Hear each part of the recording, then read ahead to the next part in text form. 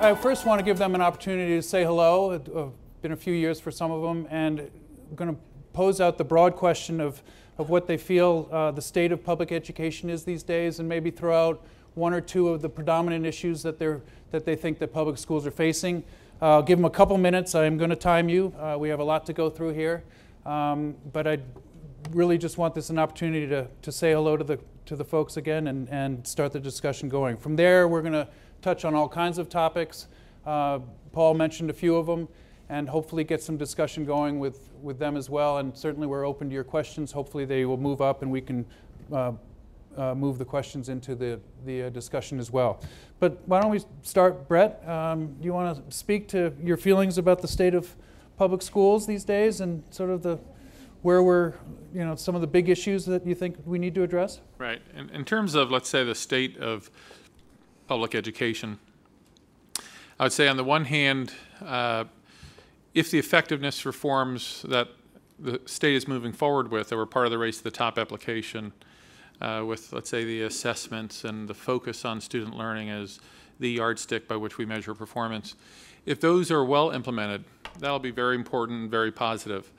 It's also possible to really do a bad job in that regard. And I think when the union expressed concerns about educators being evaluated on the basis of student learning, I think there's a way to do it right, and then there's a way to do it poorly.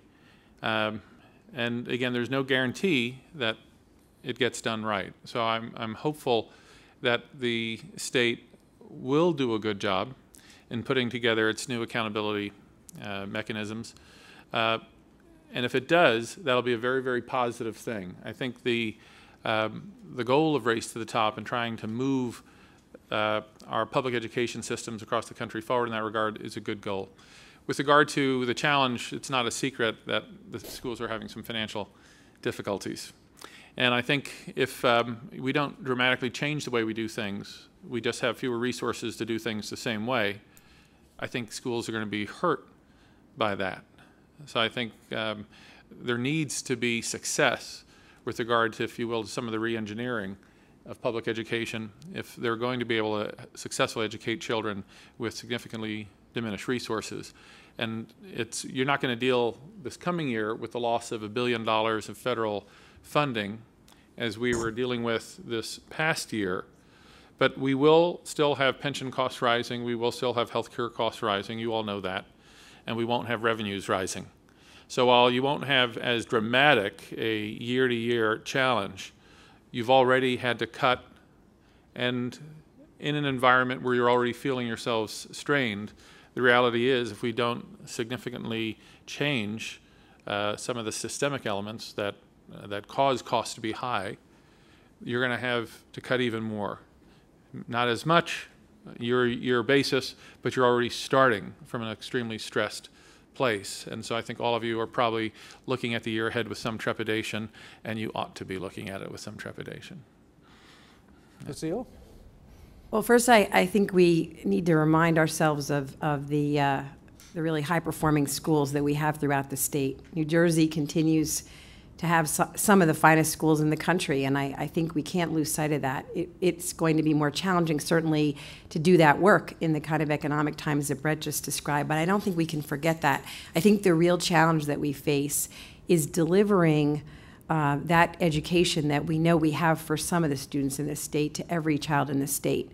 And that does mean doing some things differently. I wouldn't focus as much on the economics. I think I would focus more on what it is that we implement in our school districts, the way we go about the work, the way we provide professional development, encouraging the creation of professional learning communities where educators work together and lead the change. In my mind, it is really the child that we have not been able to educate the way we must, that must be the focus, must continue to be the focus. And that will all have to be done in the context of diminishing resources. The nation's economic well-being, is making this more difficult. It's not just a situation that we face here in New Jersey. And the long-term prospects, I think, of the kind of growth that we experienced in the 90s or earlier in this decade is unlikely. And so it is, as Bret said, I think incumbent upon all of us to think about how we do the work differently, how we change really the status quo. Those of you who heard me when I was commissioner, and it wasn't that long ago, know that I used to talk about the fact that in many places there were adequate resources, and it was really time to zero in on the way those resources were used. And I would say that now more than ever, that must be our focus. Okay, Bill? I think the challenges facing New Jersey are not much different than the challenges facing every other state in this country. I think what is different is that New Jersey has more upon which it can build.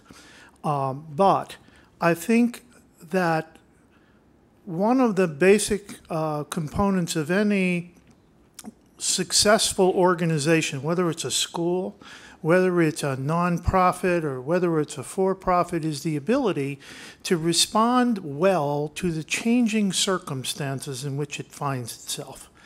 And regretfully, I think that that isn't a proud tradition in public education, because I think too often inertia gets in the way of the kinds of responses that are necessary in the times in which you live. Now, we know what they are at this point, but we can think back to the things that came upon us that I don't think we responded as well as we should.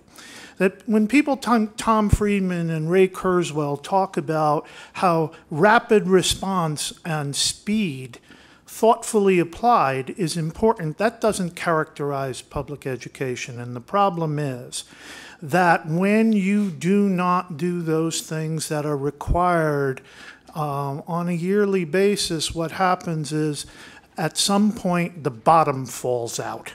And we could be close to that now. That's what kind of jeopardy I think the great institution that I think has been responsible for so many things in this country, public education, is very much in jeopardy. So it is incumbent upon us to think again about what's most important and to think about how we can, and I'll echo what Lucille and Bret said, it is very much the time to think about how we can do well differently with the realities that we face. Vito? I certainly agree with everything that's been said thus far, but before I add to that, I certainly want to compliment all of those who were involved in organizing this particular panel. I attempted to do it when I was commissioner, but because of schedules and personalities, I wasn't able to do it. I wanted to draw on the experience of my predecessors to help guide me in some of the things that I knew was going to be facing me as commissioner. So I think this is so important for us to share these thoughts and for anyone who's interested in listening. I don't think any of the things that have been said thus far can really happen without a functioning Department of Education. I admit my prejudice. I spent 15 years working at the department, and probably just second to being Commissioner of Education was that of being the county superintendent in the County of Union. And now with executive county superintendents with a great deal more responsibility and authority, I think it's incumbent upon all of us to join in and attempt to promote and convince whoever it is that has to be convinced that when you look at the Department of Education, all of the things that they're responsible for can basically be put into two categories: technical assistance first and foremost, and of course compliance. Without appropriate technical assistance, compliance is just a deficiency model telling people what they're doing wrong, and I think most school districts would rather hear something else. I think the fact that the capacity for the department to do all the things that they must do must be looked at. I remember when I first went to work for the department in 1981, it was a short period of time when Saul Kuberman became commissioner. he got the governor, Governor Kane at the time, to agree to the fact that outside agencies should come into the department, and there are a few people in the audience that worked in the department at that time, and they brought in New Jersey Bell, which is now Verizon, and also Rutgers University, and they did an external audit, and just about everyone who worked in the department had to share what their role was, what their responsibility was, and a report came out, and there was some reorganization that was necessary, and I think it was the beginning of at least 8 to 10 years of a functioning department that did provide the technical assistance. Everyone who was serving in the department or in school districts at the time, remember those rainbow curriculum booklets that were put out by Joel Bloom and his division.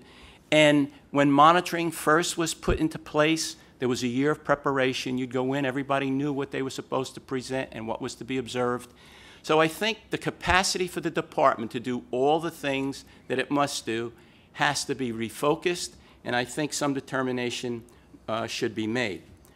There is no research and development in the department. When I first went to the department, there was a bureau specifically assigned to research and development. Now, certainly, we have plenty of universities in the state that are doing that, but it would be great if a commissioner could just ask someone who's responsible for research and division within that building to come forward. Last but not least, I think governance at state level and the local level is muddled at best, and at times non-existent. I think in most cases, and I guess it was you, Lucille, who mentioned this a few minutes ago, in most cases, most school districts in the state of New Jersey know what it is they have to do and do it well. There are districts that need a little bit more help, technical assistance, and a great deal more compliance that cannot be done correctly and satisfactorily without the capacity to do it. So I know there's a great deal more we're going to be talking about this afternoon, but that's what I believe in terms of whatever it is that we're going to do to move forward. Without a functioning Department of Education, it's not going to occur. David? Thanks, John. I guess in answer to your question, troubled. The state of education in New Jersey is troubled.